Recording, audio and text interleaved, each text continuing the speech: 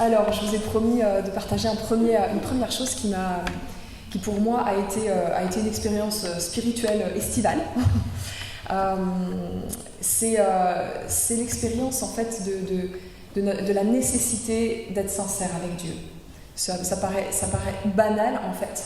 Et en réalité, je me suis rendu compte à quel point c'était un truc pas du tout acquis. Vous savez, on dit souvent l'important c'est d'être sincère. L'important c'est d'être sincère. Tant qu'on est sincère, tout va bien. Je parle pas de la sincérité comme ça, vous voyez, je parle pas de la sincérité en mode je suis un bon gars, je suis une bonne fille, je vais pas faire trop de choses mauvaises, je vais avoir une morale à peu près sympa et je vais aller dans mes croyances à fond parce que de toute façon, peu importe ce qui se passe, l'important c'est que je sois une bonne personne. Je parle pas de cette sincérité-là. Je parle de la sincérité avec Dieu. Donc vous voyez, déjà je parle de la sincérité avec celui qui est la vérité. Je parle de la sincérité avec celui qui était, qui est et qui vient, qui est la vérité en fait. Celui qui s'est révélé à nous et qui à un moment nous a pas laissé le choix en quelque sorte. Enfin, il nous a toujours laissé le choix, mais c'était tellement incroyable qu'on s'est dit ouais là il y a quelque chose de différent. Et en fait, souvent, on vit des expériences très très fortes dans notre vie spirituelle.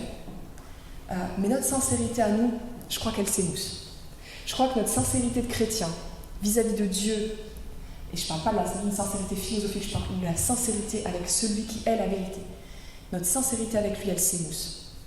C'est comme si on se laissait porter un petit peu, et voilà, on revient tout le temps, on se dit bon voilà, de toute façon je ne suis pas parfait, de toute façon il y a des tas de choses qui dysfonctionnent.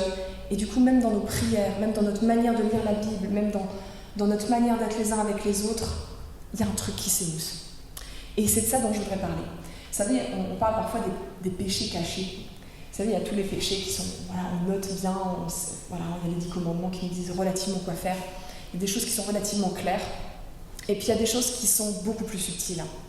Et moi, je crois qu'une des choses les plus importantes pour justement être émerveillé constamment par le Seigneur, c'est d'être intransigeant constamment avec le péché. Et on pourrait croire que ouais, je prêche toujours la repentance, on prêche toujours ça, voilà, on est toujours... Mais c'est hyper important. C'est pas seulement de la repentance, c'est la question de la sincérité. Est-ce que je suis sincère jusqu'au bout avec mon Seigneur ? Est-ce que j'ai traqué les trucs qui m'empêchent d'avoir une relation de père à fille avec lui, de fille à père, de fils à père avec lui. Est-ce que je suis allée jusqu'au bout ? Est-ce que je suis sincère ? Alors ouais, moi je crois que dans les églises, on peut passer son temps à prêcher une morale, on peut passer son temps à noyer les gens de pensées positives et tout. Vous savez, de théories un peu comportementalistes, genre t'as un problème, voilà ce qu'il faut faire psychologiquement, socialement pour s'en sortir. C'est très bien tout ça. Et honnêtement, je crois que ça fait partie des sagesses que Dieu nous donne aussi. Et c'est très important. Mais en fait, on pourrait faire que ça, mais ce serait ignorer. Vous savez, ces moments où le Seigneur nous chuchote « Mon évangile, mon fils cloué sur la croix, c'est plus que ça. Mon fils venu sur terre, qui n'a pas eu peur d'annoncer la vérité, d'ouvrir les pensées, le cœur de Dieu à tout le monde. C'est plus que ça. C'est plus qu'une pensée positive. Et Dieu nous chuchote à l'oreille, et moi il m'a chuchoté à l'oreille que l'évangile de Jésus-Christ, c'est non seulement plus que ça, mais c'est plus risqué que ça. Parce que tout le monde est d'accord avec une pensée positive. Moi je crois qu'il y a plein de personnes qui ont besoin aujourd'hui parce qu'on ne leur a pas appris, ou parce qu'ils ont entendu tellement de choses négatives sur eux-mêmes dans leur enfance qu'en fait ils ont besoin vous savez, de modèles, ils ont besoin de trucs un peu psychologiques, d'une communauté qui va un peu les cadrer, etc. Mais l'évangile, c'est pas que ça. Ça passe par là aussi. Et parfois c'est même une porte d'entrée pour certains. Mais c'est pas que ça. Et le sujet crucial que je vais vous partager, c'est vraiment cette question de la sincérité avec Dieu. La question que nous, après que Dieu ait rendu disponible sa vérité à lui, qu'il ait ouvert son cœur à nous, que nous aussi, nous soyons vraiment sincères jusqu'au bout avec lui. Et en fait, il y a un texte qu'on lit pas souvent en assemblée, je crois, qui se trouve dans les Actes des Apôtres, c'est le texte d'un procès. Et je trouve que un procès pour la sincérité, alors je ne sais pas s'il y a des avocats ou des gens qui sont entourés, mais je trouve que c'est un bon exemple. Parce que, un procès, vous savez, il y a toujours des procédés un petit peu manipulatoires, les avocats savent très très bien, et puis d'ailleurs toute personne qui prend la parole en public, mince, moi aussi, et vous savez très bien qu'il y a des procédés rhétoriques, il y a des choses, il y a des manières d'amener tel sujet, d'insister plutôt sur la victimisation de telle personne quand ça nous arrange, etc., etc. Vous savez, il y a ce genre de procédé rhétorique. Donc c'est intéressant. Et il y a Paul, il y a l'apôtre Paul. Dans le Nouveau Testament, vous allez trouver plein de procès. Et ce procès-là, je trouve qu'il est vraiment intéressant. Parce que vous voyez un apôtre qui a une épée de Damoclès sur la tête. Vous savez, quand il y a la mort imminente, il y a peut-être des personnes qui vivent avec un rappel régulier. Je sais qu'il y en a. Qu'en fait, on peut mourir demain. On peut mourir bientôt. Il y a peut-être des personnes ici qui l'expérimentent en ce moment et qui savent très bien de quoi il s'agit. Quand il y a la mort imminente, on n'est pas tout à fait pareil. Il y a des choses qui changent. Alors, au bout d'un moment, avec une certaine maturité, dans une expérience, on peut retrouver son calme, etc. Mais au moment où, par exemple, il y a un jugement de mort qui arrive, c'est hyper paniquant. Même le plus zélé, il pourrait se dire « Ok, bon, je vais peut-être mettre un peu d'eau dans mon vin, là, j'ai annoncé peut-être l'évangile un peu trop fort. » Paul, il a ça constamment sur sa tête. Et en fait, ce qui m'émerveille avec cet homme-là, c'est qu'il continue, en fait. C'est qu'il a cette sincérité. Et là, en fait, Paul est déjà, je vais un peu raconter le contexte avant de lire ça, parce que c'est un grand texte. Ça s'étale sur plusieurs chapitres, et je vous invite vraiment à les lire. Il est déjà avancé dans son ministère, Paul. Et l'histoire, c'est qu'il a voulu remonter à Jérusalem et il a converti quand même un grand nombre de personnes. Il est avec des personnes de Césarée qui lui ont dit « Mais tu sais, si tu remontes à Jérusalem, là-bas tu es connu, les Juifs te connaissent. Il y a des Juifs qui sont venus à la foi, mais il y a aussi ceux qui te détestent et qui veulent juste un petit peu te tuer, quoi. Tu veux remonter à Jérusalem adorer Dieu, c'est bien, mais en fait, on va venir avec toi. » Bref, il remonte à Jérusalem, il va au temple. Bingo, il est repéré par des Juifs d'Asie. Et il y a une émeute. Et évidemment, ils lui cherchent des noises, et puis ça y va, et puis ils veulent le tuer, évidemment. Et puis il y a le tribun, il y a le commandant romain qui apprend l'émeute. Il envoie des soldats, qu'est-ce qui se passe, etc. Et grosso modo, les soldats aussi violents, tout le monde le violente, on l'extrait un petit peu du truc quand même pour qu'il ne soit pas tué, mais il est quand même bien violenté par les Juifs, par les soldats, jusqu'à ce que le tribun apprenne que c'est un citoyen romain. Et là, il commence à transpirer, le tribun, le commandant, parce qu'il se dit « Waouh, j'ai maltraité un citoyen romain, c'est totalement illégal. Si on apprend ça va pas le faire. » Donc il essaie de le mettre en sécurité parce qu'il voit que les Juifs sont vraiment déterminés à le tuer. Et en même temps, il se rend compte qu'il y a un complot qui est en place, que même avec la mise en sécurité, ça ne suffit pas. Et là, le tribun il décide de se débarrasser du bébé et d'aller l'envoyer de nouveau en Césarée à une autorité plus compétente. De se débarrasser donc, du truc. Il se dit, si on apprend que j'ai laissé un citoyen romain se faire bousiller sous mes autorités, c'est ma responsabilité, je m'en dédouane et je l'envoie vers une autorité plus compétente. Et il l'envoie vers le gouverneur Félix. Et c'est là où on arrive à notre texte. Ce gouverneur Félix, c'est un gouverneur qui était grosso modo pas très très respecté et pas pour sa manière de gouverner. C'est un ex-esclave, c'est un gars, il a beaucoup de moqueries sur la tête. Toute comparaison avec des personnes politiques actuellement est fortuite, hein. Mais vraiment, il a des dossiers, c'est le gars pas possible. Et en fait, Paul est transféré sous cette autorité de Félix. Et là, on a la scène de cette population juive qui est tellement déterminée à bousiller Paul, qui vont le suivre. Vous savez, Césarée, c'était quand même 105 km de Jérusalem, c'était quand même hyper loin. Les gens, ils viennent, ils le suivent. Pas moyen. On va pas le laisser filer. Et ils veulent aller au procès et ils veulent aller porter des accusations contre Paul. Et donc je vous invite à lire le chapitre 24. 5 jours après, le grand prêtre Ananias descendit à Césarée avec des anciens et un avocat du nom de Tertulle. Ils portèrent plainte contre Paul devant le gouverneur. Paul fut convoqué et Tertulle se mit à l'accuser en disant « Grâce à toi, très excellent Félix, nous jouissons d'une paix profonde, et cette nation a obtenu des réformes salutaires grâce à tes soins prévoyants. Partout et toujours, nous les accueillons avec une entière reconnaissance. Mais pour ne pas te déranger davantage, je te prie dans ta bienveillance de nous écouter quelques instants. Nous avons découvert que cet homme est une peste. Il provoque des révoltes parmi tous les juifs du monde. C'est un chef de la secte des Nazaréens. Et il a même tenté de profaner le temple. Nous l'avons arrêté et nous avons voulu le juger d'après notre loi. Mais le commandant Lysias est arrivé. Il l'a arraché de nos mains avec une grande violence et a donné l'ordre à ses accusateurs de venir devant toi. Tu pourras toi-même, en l'interrogeant, reconnaître le bien fondé de toutes les accusations que nous portons contre lui. Les Juifs appuyèrent ce réquisitoire en déclarant que c'était bien exact. Lorsque le gouverneur lui fit signe de parler, Paul répondit « Je sais que tu es juge de cette nation depuis de nombreuses années, et c'est avec confiance que je prends la parole pour défendre ma cause. Comme tu peux le vérifier, il n'y a pas plus de 12 jours que je suis monté à Jérusalem pour adorer Dieu. Ni dans le temple, ni dans les synagogues, ni dans la ville, on m'a trouvé en train de discuter avec quelqu'un ou de provoquer un soulèvement de la foule. Ils ne peuvent pas prouver ce dont ils m'accusent maintenant. Je t'avoue bien que je sers le Dieu de mes ancêtres, selon la loi, qu'ils appellent une secte.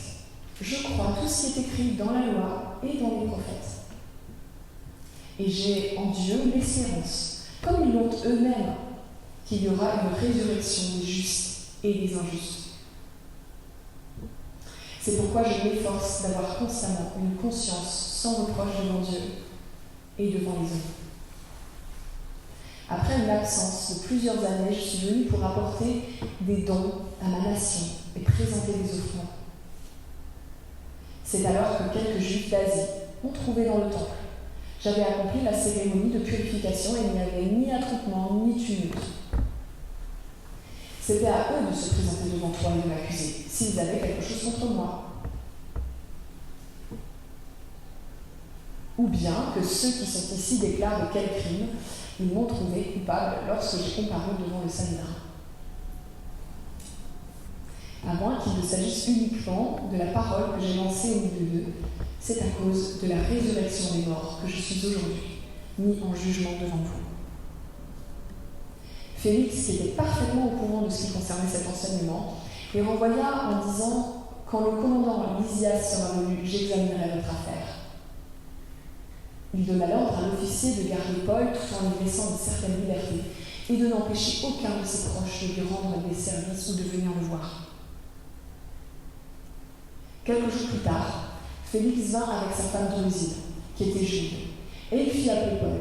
Il l'écouta parler de la foi en Christ. Mais lorsque Paul discuta de la justice, de la maîtrise de soi et du jugement à venir, Félix fut effrayé et lui dit « Retire-toi pour le moment, quand je trouverai l'occasion, je te rappellerai. » Voilà. Parole du Seigneur. Alors ce procès est assez incroyable. Enfin, c'est pas juste un procès, hein, ça s'étale un peu plus loin. Et pour la question de la sincérité, je trouve que c'est intéressant de voir la différence entre cet apôtre et toutes les autres personnes qui sont concernées là dans l'histoire, que ce soit les Juifs qui sont venus avec leur avocat et tout, avec Tertulle, porter les accusations, ou que ce soit Félix lui-même. Il y a une grande différence dans la manière dont ils se tiennent devant Dieu, évidemment, mais aussi devant les autres. Et Paul, avec cette phrase assez incroyable, il dit voilà, je cherche à avoir une conscience sans reproche. Et c'est ça que j'appelle la sincérité avec Dieu. Alors quand on voit un tel procès, bon, il y a évidemment la question de le premier manque de sincérité, il est flagrant. Tout simplement parce qu'on a, comme je disais tout à l'heure, un avocat, bon, il est un peu entraîné à la manipulation, mais là on n'en est plus là, on n'est plus dans des procédés un petit peu manipulatoires, on est carrément dans les fausses accusations. Et là, le péché contre la sincérité et contre l'honnêteté, il est évident.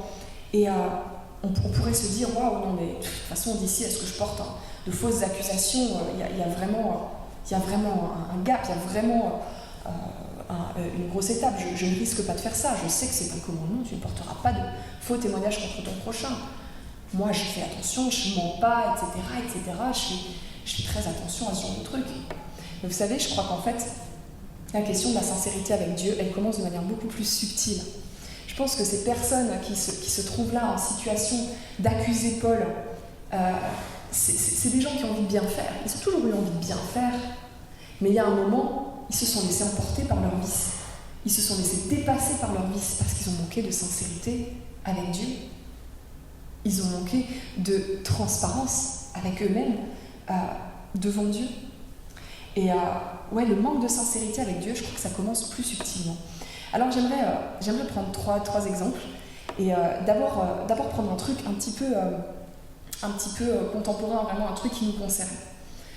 Comment est-ce que nous, on peut manquer de sincérité avec Dieu ? Finalement, quels sont les antidotes très très habiles qu'on a en nous contre la sincérité avec Dieu ? Il y en a un paquet, mais j'en ai repéré 3 qui sont quand même pas mal. Le premier, c'est cette manière de décoller le péché de soi. Et d'une certaine manière, par exemple, un des procédés, c'est le on généraliste. Par exemple, aujourd'hui, l'humanité est coupable d'un tas de choses. Elle est coupable contre sa création, parce que quand on voit la pollution, machin truc, on voit qu'on est embringué dans un système capitaliste et consumériste. Voilà, on est tous responsables. On est tous un peu au même niveau. Voilà, ça c'est un bon exemple. Vous savez, c'est un peu... alors c'est bien d'avoir conscience de ça, mais c'est pas suffisant. Je vous donne un petit exemple. Vous savez, les enfants, là j'en ai 3 pour l'instant, et déjà, parfois je m'arrache les cheveux quand ils viennent me rapporter quelque chose qui s'est passé, genre un truc cassé, je sais pas, n'importe quoi. Genre un vase cassé, j'ai pas de vase chez moi, mais c'est l'exemple. Voilà, un vase cassé, on ne sait pas qui c'est.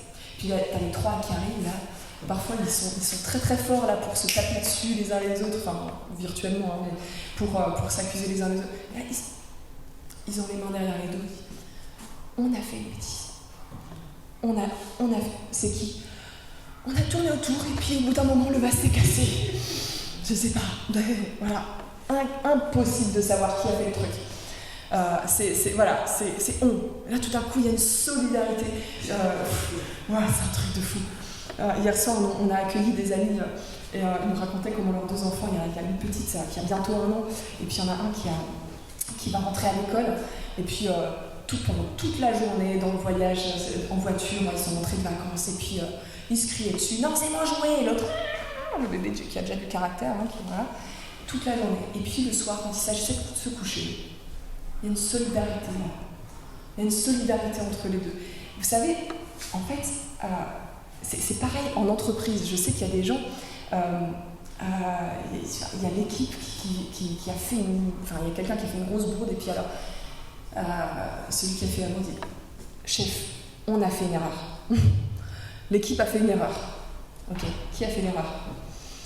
Collectivement. C'est peut-être vrai d'ailleurs. Vous savez, je crois que le fait de dire « on a fait une erreur », c'est peut-être vrai. Peut-être que chacun est un petit peu responsable de l'erreur. Mais ça ne va pas du tout arranger ta position à toi par rapport au chef. Le fait que ce soit collectif ne va pas du tout influencer positivement ta situation par rapport à ta faute personnelle. Et ça, c'est la situation du péché. Et en fait, on est trop fort. Et moi, la première, et je ne sais pas si vous êtes, peut-être vous êtes plus parfait que moi, mais on est très fort, je crois, pour dire « Ah là là », moi je me suis surpris parfois en priant, je commençais par une prière de repentance et j'ai dit « Ah vraiment, les humains, on est vraiment… » Non mais attends, non, les humains, on est vraiment, on fait vraiment ça, on a tendance à faire ça. Non, oui c'est vrai, mais toi, c'est quoi ton sujet de repentance ? Et ça, on est très fort, le « on » au lieu du « je ». On a péché au lieu de « j'ai péché ». Chef, on a fait une erreur. Maman, on a cassé le vase. Ta faute à toi. ta faute à toi. C'est ça que le Seigneur veut que tu traites en premier. Ça, c'est la première des sincérités avec Dieu. De pas généraliser le truc pour essayer de cacher ta responsabilité personnelle. Et ça, c'est la première des choses. La deuxième des choses, où on est très très fort, une deuxième sorte d'antidote à la sincérité, c'est quand on s'amuse à intellectualiser des sujets de spiritualité ou de théologie. Alors, la théologie, vous savez, nous, on aime beaucoup ça ici, et on pense que c'est très important de faire de la théologie. On pense que c'est très important que chaque croyant, il cherche un peu plus loin, il cherche aussi ce que d'autres ont dit avant lui sur tel sujet, etc. Mais vous savez, il y a une manière de faire de la théologie. Moi, pendant tout un temps, j'ai fait de la théologie, j'étais calée sur tout un tas de sujets, puis je me suis rendu compte un beau jour que je les avais juste jamais compris. Je les avais compris avec ma tête, mais je ne les avais pas compris. Je ne les avais pas compris, ça ne me concernait pas. Et on est très fort parfois pour intellectualiser certaines choses. Par exemple, la vie éternelle. On a parlé du jugement des justes et des injustes. On a parlé de la résurrection des morts dans le texte dont on parle là.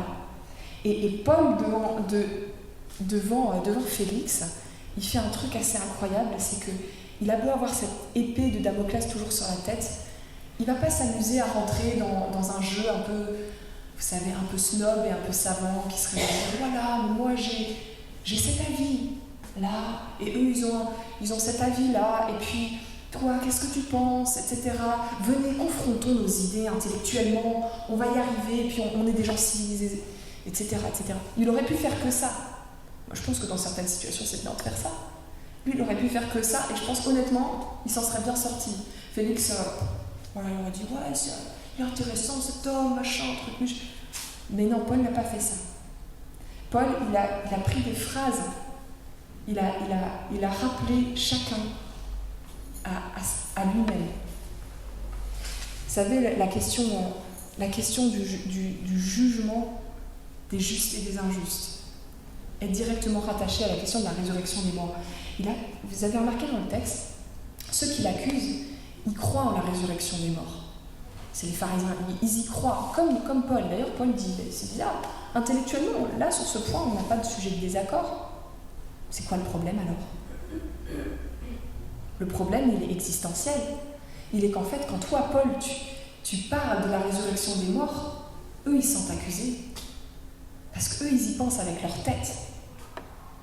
Mais ils ont tellement de trucs dans leur cœur qui sont pas nets, et ils le savent tellement bien, qu'en fait, quand toi, Paul, tu parles de ça, direct, ils sont accusés. Direct, ils savent que, waouh, en fait, il y a une résurrection. Et en fait, ça signifie mon jugement. Pas le jugement de tout le monde, dans l'absolu, machin, mon jugement. J'en suis où ? Du coup, je vais ressusciter et je vais être jugé. Et il y aura un camp ou l'autre, les justes ou les injustes. Et c'est ça la différence, en fait. Paul, il fait plein de théologie. Mais les problèmes existentiels, il ne les laisse pas là-haut. Il les fait venir dans le cœur. Et toi, t'en es où ? Et il ramène chacun à lui-même. Et Paul, il ne joue pas avec la vérité qui lui a été confiée. Il ne joue pas avec ça. Il ne rentre pas dans les petits stratagèmes humains en dépit de la vérité. Ça, c'est la deuxième des choses. Donc quand on a cette capacité à mettre dans l'abstrait des choses qui en réalité sont incroyablement concrètes et personnelles, il faut se méfier.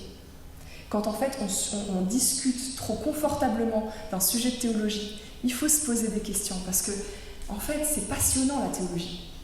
Mais il y a toujours ce moment où tu dois te dire en fait ça me concerne. Il y a ce moment gênant, ce moment un peu désagréable où tu te dis mais en fait ouais d'accord, c'est de moi qu'il s'agit.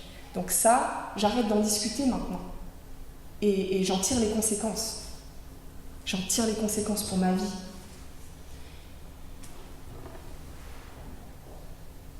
Et la troisième des choses, le troisième des antidotes à la sincérité, très très subtile, c'est le cache-cache avec la conscience. C'est directement lié au point précédent. On est capable de jouer à cache-cache avec notre propre conscience. Non? On est comme les enfants, voilà. On est des pros pour ça. Et Félix, dans ce process, ce qui est assez incroyable, c'est que c'est un gars qui lui, a tout un tas de casseroles qui lui traînent derrière. Et c'est un gars qui n'a pas du tout envie de froisser les Juifs. N'a pas du tout envie de faire de bêtises vis-à-vis d'un citoyen romain. Et du coup, il prend que des demi-décisions. Il ne prend pas une seule vraie décision courageuse. Là aussi, toute allusion avec des personnages politiques ou n'importe qui d'autre est tout à fait fortuit. Non mais c'est...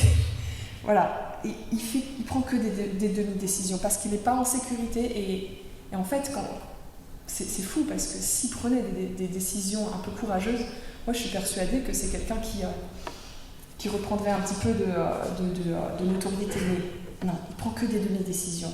Il joue à cache-cache avec sa conscience. Et la question qui se pose pour nous, c'est est-ce que tu cherches vraiment à entendre la volonté de Dieu? Est-ce que tu cherches vraiment ce qui est le positionnement juste? Est-ce que Félix se pose cette question? Bon, là j'ai deux trucs contraires, j'ai mes options politiques, mais qu'est-ce qui est juste? Si je posais cette question, je pense que ça viendrait un petit peu mettre le bazar, ça viendrait changer pas mal de choses dans son gouvernement. Qu'est-ce que c'est le positionnement juste? Vous savez, on parle beaucoup des justes dans l'Ancien Testament. Parfois, il y a certains chrétiens qui pensent qu'on peut être réellement, totalement juste devant Dieu par nos propres œuvres. Ceci est une hérésie, chers amis. C'est pas vrai. Quand on parle d'un juste dans l'Ancien Testament, c'est quelqu'un qui cherche le positionnement juste. C'est quelqu'un qui cherche la voie droite. Et c'est quelqu'un qui est sincère avec Dieu. Et qui ne cache pas son péché. Qui ne cache pas les efforts qu'il a à faire. C'est quelqu'un qui est sincère avec Dieu. Le juste dans l'Ancien Testament, c'est quelqu'un qui cherche à être ajusté. Il y a quelqu'un qui m'a dit, je dis souvent ce mot, ajusté. C'est-à-dire c'est quelqu'un qui est en processus constant, et c'est ce qu'on appelle aussi la sanctification par l'Esprit Saint. C'est quelqu'un qui est en processus constant de rentrer dans le plan de Dieu et de laisser des choses derrière. Amen. Et quand on fait cache-cache avec sa conscience, et bien justement, on ne peut pas être juste, entre guillemets, on ne peut pas rentrer dans ce processus-là. Quand on joue à cache-cache, en fait, on se pose des questions, on se dit pourquoi est-ce que je ne vois pas les miracles? Pourquoi est-ce que je ne vois pas de choses changer dans ma vie? Pourquoi est-ce que ça ne bouge pas? Pourquoi est-ce que Dieu ne répond pas? Je crois vraiment que la sincérité, le fait d'être dans une recherche de la conscience irréprochable, comme disait Paul, est une des conditions majeures d'une relation saine, en fait, tout simplement, avec Dieu. Et c'est pareil, on peut prendre un exemple, en fait, avec la vie de tous les jours. Genre, moi j'ai récemment discuté avec quelqu'un qui à propos de personnes qui avaient fait quelque chose qui m'avait pas plu, en fait, qui avaient tout sali dans un endroit que je leur avais confié. Voilà, bref. Et en fait, la personne me dit, ah mais tu sais, en fait il faut le dire aux personnes qu'il faut ranger après avoir utilisé une salle. Il faut dire à la personne de faire sa vaisselle une fois qu'elle a utilisé son bol. Et en fait, je pense que oui, la parole c'est bien. Je pense que les premiers qui auraient dû dire ça à ces personnes, c'est les parents quand ils étaient enfants. Mais en fait, il y a aussi un profond problème dans les questions que tu ne t'es pas posées. Vous savez, un exemple, c'est l'exemple du couple. Genre, il y a un problème de couple entre un homme et une femme, et puis la femme reproche à l'homme voilà, j'ai pas de geste d'affection, j'ai pas de fleurs pour mon anniversaire, j'ai pas de rappel, machin truc. Et puis l'homme lui dit, ah mais elle m'a pas dit qu'elle aimait les fleurs, elle m'a pas dit que c'était important pour elle, je me souviens de son anniversaire, elle m'a pas dit que c'était important de lui dire bonjour le matin. Ok, d'accord. Alors, vous savez, je crois aux vertus de la communication et je crois que parfois il vaut mieux en dire trop que pas assez. Mais quand même, il y a du béaba. Le « ah mais elle m'a pas dit »,« ah mais on m'a pas dit ». Et en fait, ça aussi, c'est un cache-cache avec la conscience. Parce qu'en fait, si on se posait vraiment la question de ce que l'autre il attend, On trouverait bien, non? On trouverait bien. Si on se pose vraiment la question de c'est quoi tes besoins, en fait. Vous savez, enfin, c'est fou, alors on a tous des attentes différentes, des langages de l'amour différents, mais si on se posait vraiment la question, on ne réagirait pas de la même manière avec les personnes qui nous entourent. Et ça, c'est fou parce que parfois, on a des super principes et les personnes à côté de nous souffrent d'un manque d'amour. Parce qu'on ne leur manifeste pas ceci, on ne leur manifeste pas cela. Parce qu'on a juste oublié de s'enquérir, de leur demander, ou juste de se demander comment ils fonctionnent et qu'est-ce qu'ils attendent. Et vous savez, c'est un peu le cache-cache avec la conscience, c'est ça en fait. Et c'est un peu cette question qu'on pose à la Sainte Seine, que chacun s'examine. C'est le rappel de Paul. En fait, vous savez, il y a certaines églises où on donne des critères très très précis pour la Sainte Seine, par exemple. On dit, voilà, il faut que tu sois baptisé, il faut que tu sois membre de l'église, il faut que tu aies été validé par le conseil sur tes actes, depuis ton comportement depuis tel temps et tant de temps, que tu aies des fruits, etc., etc. Et puis il y a des critères. Il faut que tu n'aies qu'une seule femme, il faut que tu ne dises pas de gros mots, il faut que tu ne fumes pas, etc. Des critères. Boum. Il y a des églises qui fonctionnent comme ça, et je ne juge absolument pas ça, parce que c'est une volonté vraiment de respecter la Sainte Seine. Et en même temps, la phrase de Paul, elle est très claire, que chacun s'examine. Parce qu'en fait, de l'extérieur, nous, on peut toujours mettre toutes les règles qu'on veut, c'est pas ça qui va régler le problème. C'est la sincérité de chacun avec Dieu. Nous, on peut toujours venir avec nos jugements, on ne sera jamais capable de constituer avec notre vision humaine une église de pure. Jamais. La question que Dieu pose, c'est pas au général, c'est pas seulement c'est pas la communauté de manière, c'est à chacun d'entre nous dans la communauté. Es-tu prêt à venir dans ma présence? Es-tu sincère? Es-tu sincère par rapport à la vérité que moi je t'ai donnée? Voilà. Alors pour conclure avec un petit excursus, parce que parce que notre pasteur, du coup, elle a tellement de choses à vous dire qu'elle parle beaucoup. Non, un petit excursus. C'est maintenant qu'on a parlé de cette sincérité, la sincérité n'est pas non plus l'ingrédient miracle. C'est une composante essentielle de notre relation avec Dieu, évidemment. Mais c'est pas non plus la seule réponse. La sincérité humaine, vous savez, ceux qui pensent que ceux qui sont sincères vont être sauvés, c'est pas vrai. On peut boire sincèrement un poison en pensant que ça va nous guérir du cancer. Il y a un moment, la réalité va nous rattraper et il y a un jugement sur notre erreur qui va arriver.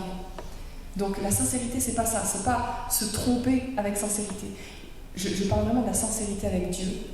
Et en fait, cette sincérité, elle doit être confrontée avec la vérité que Dieu nous a donnée, évidemment, avec l'évangile, avec ce fait que, en fait, ce en quoi nous croyons, c'est pas un truc qui vient de nous, c'est pas une morale qu'on s'est construite, c'est pas une attitude, c'est pas une philosophie qu'on s'est construite. Il y a plein de philosophies qui sont très très séduisantes, qui parcourent le monde, dont on peut apprendre plein de choses.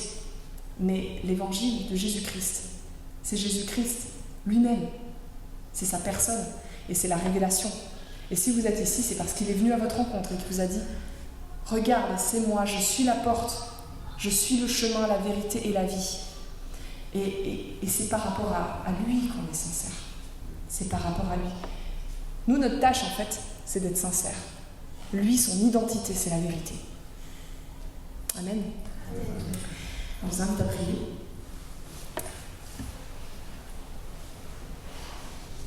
Oui, Seigneur Jésus, on veut te remercier pour qui tu es, toi qui es la vérité pure, telle que nous-mêmes n'arrivons même pas toujours à l'appréhender. Et aujourd'hui, on veut être dans l'émerveillement, de nouveau, face à toi, face à ta personne, face à ton enseignement, face à ton identité d'agneau immolé pour nos péchés, face à tout ce que tu as dit sur toi, tout ce que tu as fait. On veut être face à ça avec ce mouvement de remerciement de notre cœur. Te dire que quand on voit tout ce que toi tu as ouvert pour l'humanité, eh bien c'est un don que nous ne pouvons qu'accepter avec humilité et avec sincérité. Et Saint-Esprit, je te demande que tu viennes justement alimenter ce besoin de chacun d'être entier et sincère avec toi. De ne pas jouer au faux semblant, de ne pas trouver des stratagèmes, mais d'être vraiment cet enfant qui a reçu et qui, avec ce qu'il a reçu, eh bien, sait qu'il a des tas de choses à faire. Oui, Saint-Esprit, merci d'actualiser aujourd'hui l'évangile de Jésus-Christ. Merci de nous placer comme des fils et des filles rachetés et non plus esclaves de la loi, rachetés et dans une telle volonté d'être dans une relation d'amour avec leur Dieu, qu'en fait ils voient des merveilles tous les jours. Et on te prie que justement tu nous donnes aussi les fruits de cette attitude dans notre vie. Et qu'on puisse demain, après-demain, dans les temps qui viennent, se dire voilà les fruits de la sincérité. Voilà les fruits de ce moment où en fait j'ai pas caché mon péché à Dieu. Voilà les fruits de ce moment où j'ai vraiment voulu résoudre le problème. Ouais, merci Seigneur pour qui tu es et merci pour ce que tu vas enclencher aujourd'hui pour les prochains temps. Et on te demande que ce processus pour chacun d'entre nous soit réel et effectif. Au nom de Jésus-Christ. Amen.